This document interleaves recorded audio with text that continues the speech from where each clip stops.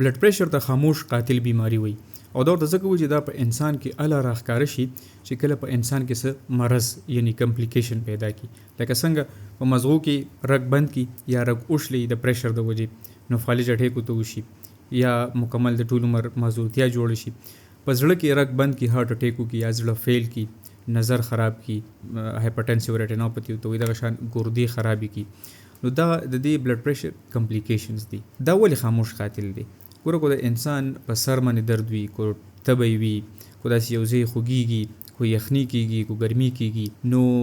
هغه ته محسوسیږي چې ما دا تکلیف دی نو هغه چاته وایي ډاکټر ته لاړ شي خو د بلډ پریشر څه علامات ښکاره نه وي او د خلکو دا یو بدګماني ده چې ګینې کله زما بلډ پریشر سیوا کېدو نو ورسره به زما په سر باندې درد راځي ما د ډېر خلکو نه داسې اورېدلي دي چې وایي زما کله بلډ پریشر سیوا شي نو زما ورسره په سر باندې درد شي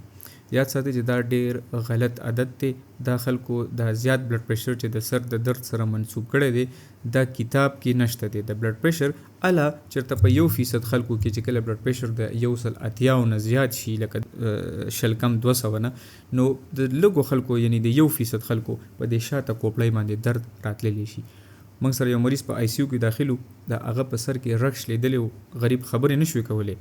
خو چې موږ د تپوس وکړو چې د لواحقینو نه چې ستاسو بلډ پریشر د دې مریض د دوی خوړله د بلډ پریشر نه هغوی چې ته خو بلډ پریشر ونو نو دوی څه دپاره خوړلی وي یعنی هغوی د دې نه هم نو خبر چې د بلډ پریشر دی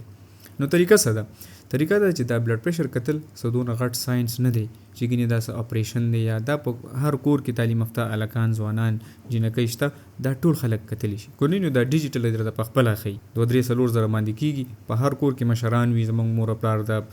ټول څه نه څه بیماري وي نو دا یو اله موږ له پکار دي چې په کورونو کې وساتو بلډ پریشر کتل دي هیلث پروفیشنلز نه دا پیغام دی چې اکثر دوی کله مریض نه تپوسو کې لکه موږ عموما د مریضانو نه دا تپوس کو چې هیستوري اخلو څه تپوس کو نو موږ ته وایي چې ستاسو معلومه بیماری شته لکه شوګر بلډ پریشر یرکان ټي بي دما داسې څه تیر کړي دي بیماری نو مریض موږ ته جواب کوي چې نه نه نه ما چېرته سر درد هم نه دی راغلی ما چېرته په ژوند کې ګولۍ هم نه ده خوړلې نو ګولۍ خو هغه نه خوړلې خو هغه ته د سره پته نه نو دویم تپوس هیلث پروفیشنلز نه ډاکټر له نرس له پیرامیډیک ټول څومره چې مریضان ګوري کم خلک هغوی له بیا دا تپوس پکار دی چې ځوانه تا چېرته کله خپل بلډ پریشر کتلی هم دی او که نه هغه به ته وایي چې نه ما بلډ پریشر نه دی کتلی ضرورت نه دی راغلی نو ضرورت به څنګه راځي یا به تا ته به بلډ پریشر چیغې وي په غوږ کې چې شابه ما وګوره دویم تپوس بیا په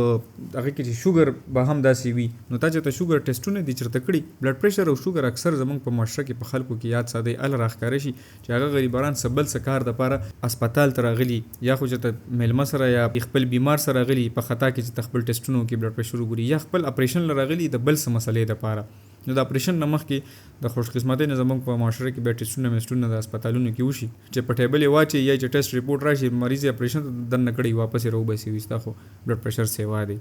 یا چې ټیسټونه راشي وایي په هغې کې خو ستا شوګر دی یا ګردې خرابې دي نو داسې طریقه دا ده چې تاسو به خپل بلډ پریشر ګورئ د ډېرو خلکو په ذهن کې دا سوال چې بلډ پریشر په یو پیره کتلو باندې بس موږ دا ویلی شو چې یا زما بلډ پریشر دی او یا نه دی نو نه تاسو په یو پیره کتلو باندې نشئ ویلی طریقه داسې ده چې تاسو به په اولني ځل باندې خپل په دواړو لاسونو باندې بلډ پریشر وګورئ چې چېرته فرق پکې سیوا خو نه دی لکه فرض که په یو لاس باندې 150 دی په بل باندې 120 دی نو دا خو ډېر فرق دی نو یو کو چېرته فرق دا لسو پورې نو خیر دی لکه دلته 140 دلته 150 چې په کم باندې زیاتو بیا په هغه لاس باندې ګورئ او اووه ورځې به خپل بلډ پریشر سهار او ماښام وګورئ ځکه چې کیدای شي په دې وخت کې تاسو غوسه تاسو خوراک ډېر کړئ تاسو وران ناستې خپې په بل اړولي په بلډ پریشر د طریقې خپله ناسته د خپل پوزیشن دی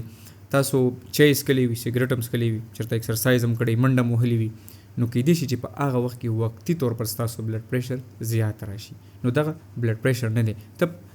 دا نشي ویلی چې ستا ته د بلډ پریشر بیماري ځکه چې د بلډ پریشر دوایي ټول عمر خوړل وي په هغې کې بیا ټیک کېدل او پرهیز او دوایي پرېښوستل نه وي